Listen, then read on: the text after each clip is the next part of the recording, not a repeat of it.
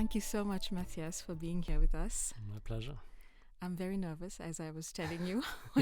Welcome and thank you for accepting the podcast invitation.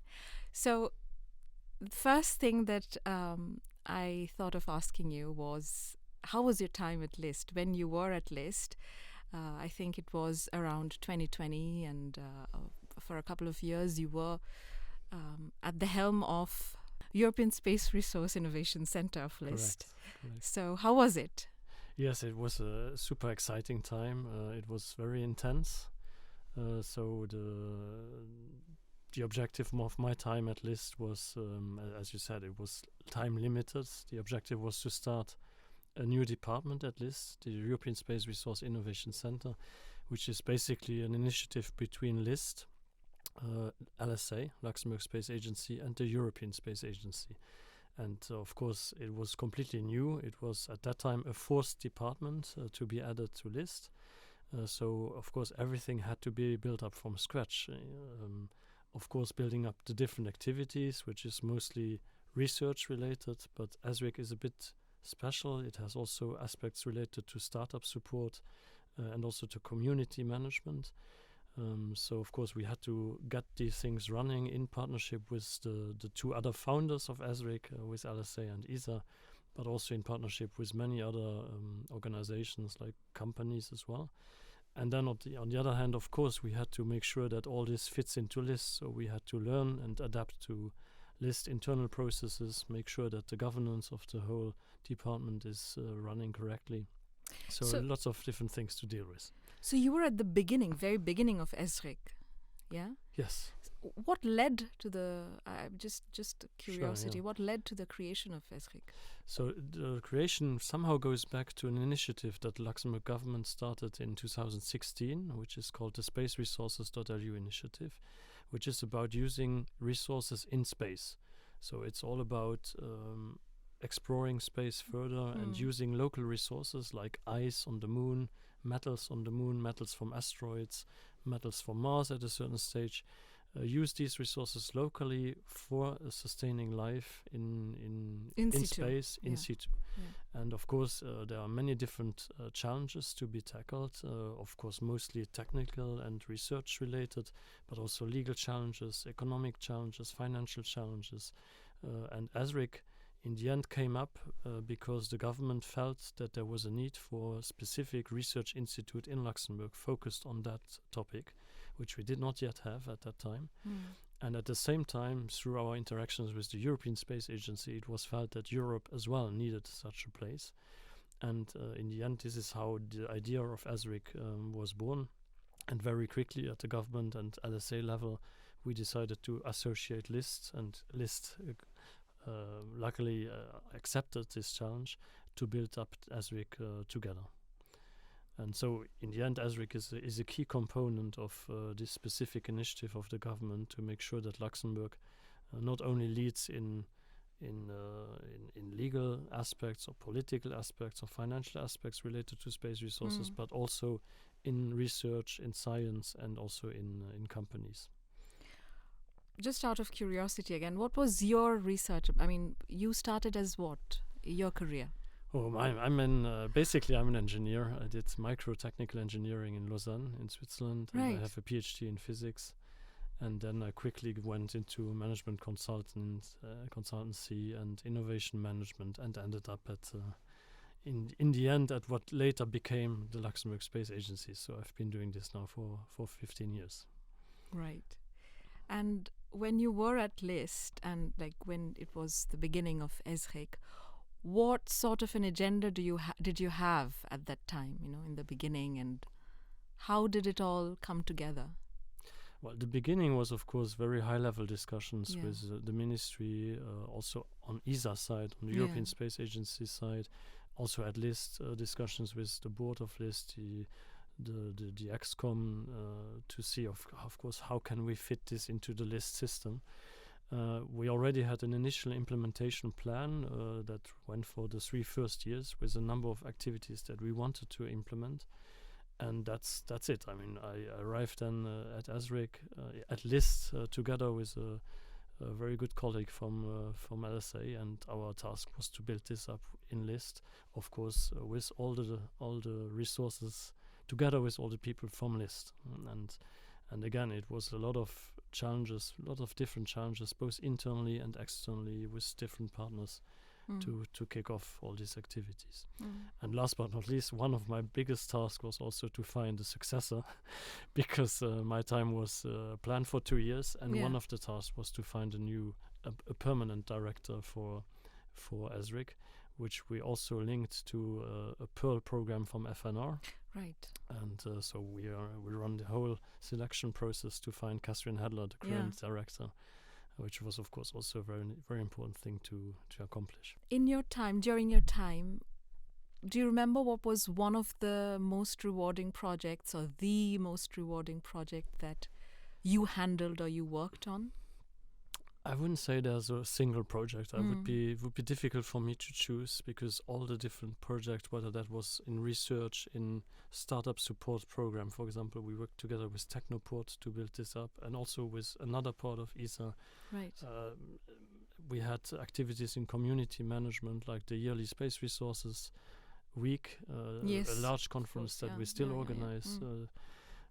We had competitions organized, robotic competitions. So in the end, all of these things were equally exciting, and all had their little challenges to be tackled. And so I would say the most rewarding for me was to see a project which initially was just an idea on a paper and on a few papers that circulated around in the ministry, to see how it came into life, how it was growing. And of course that meant also recruiting a team.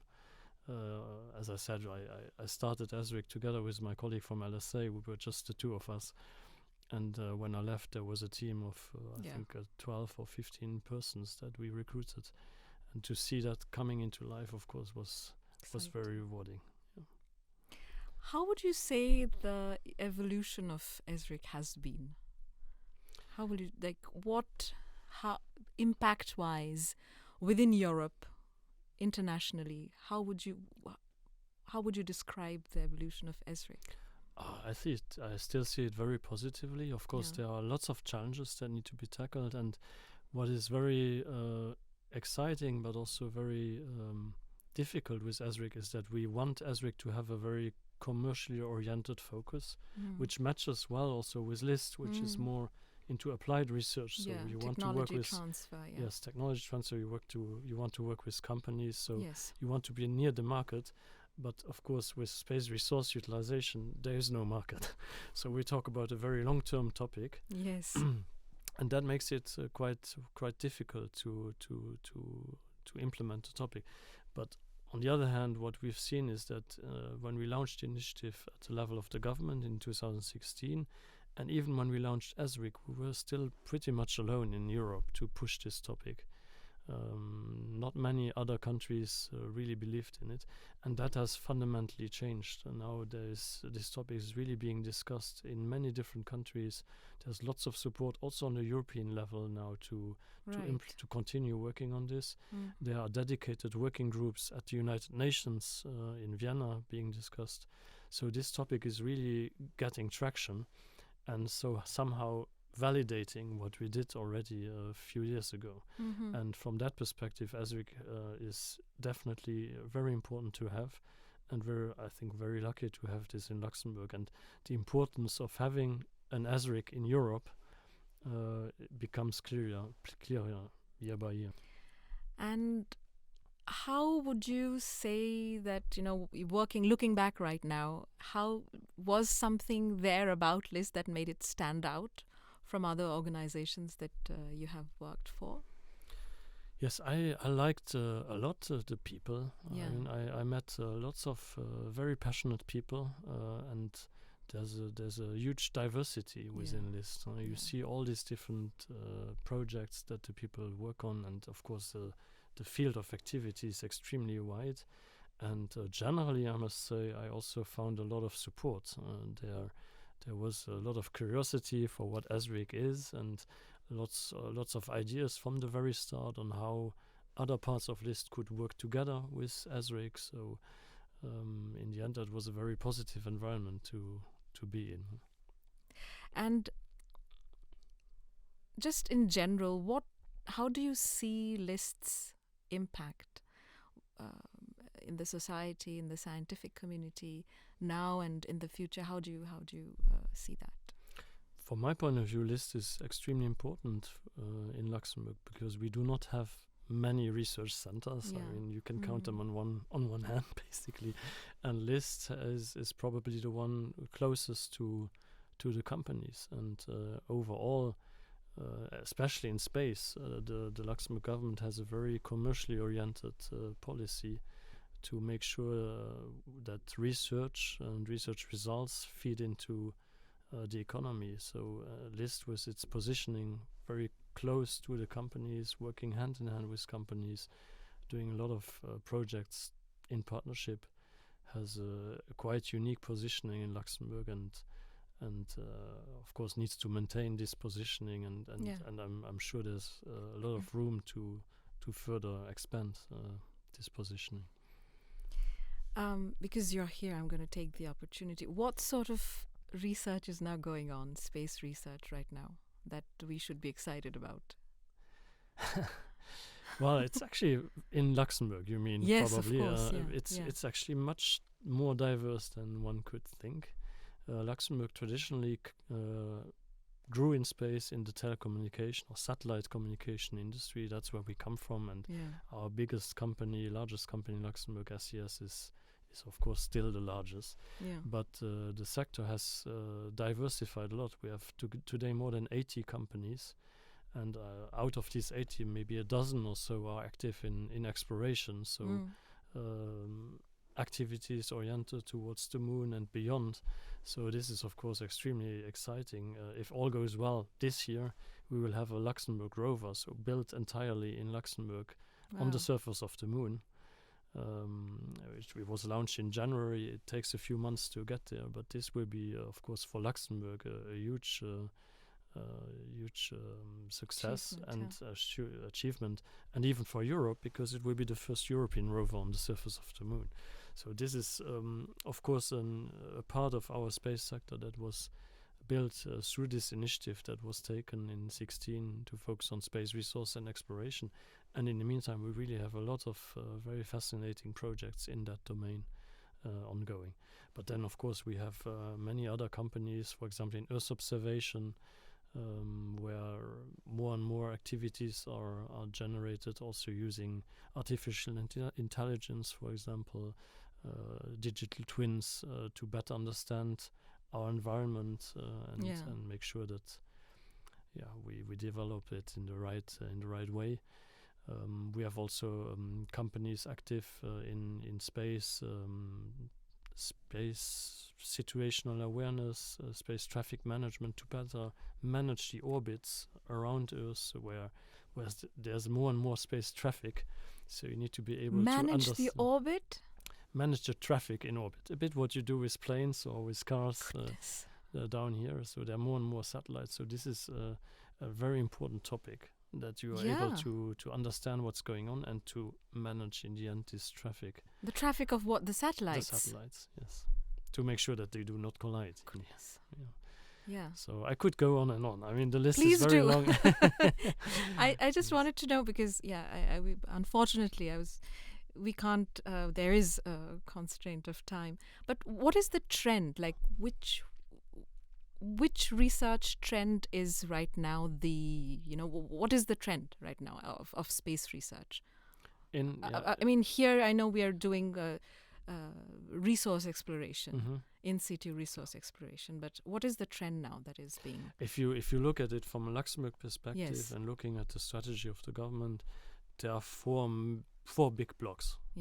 One big block is everything is how space can contribute to terrestrial applications. Here we talk about satellite communication, Earth observation, for various use cases, and for other sectors. In the end, is how can space benefit other sectors? You hear very often about agriculture, for example. LIST is also very active in that domain. Yes. Dealing with emergencies, for example, flooding. Yeah. I mean, how can space in the end benefit Earth? That's one big block, Okay. of course, which we will always be active in and continue. The second is what I just explained about space traffic management. Yeah. This will also develop because more and more we will do activities in space, repairing satellites, refueling them, reusing certain parts, manufacturing directly in orbit, and reusing maybe at a certain stage also the debris that we have in orbit. This is a second big block. A third one is space resources and exploration. This is still really key for the Luxembourg government and a big part of our strategy. And again, ESRIC plays a very important role in that block.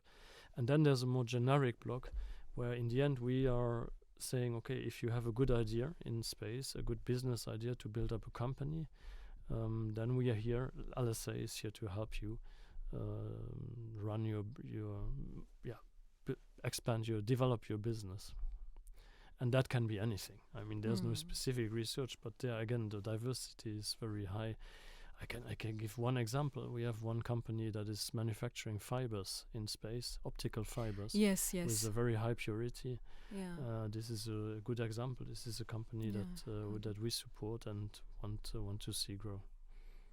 If I asked you if there's one piece of advice that you would give any aspiring researcher who's listening to us right now who wants to join LIST, what would that be? Well, first advice would be join LIST.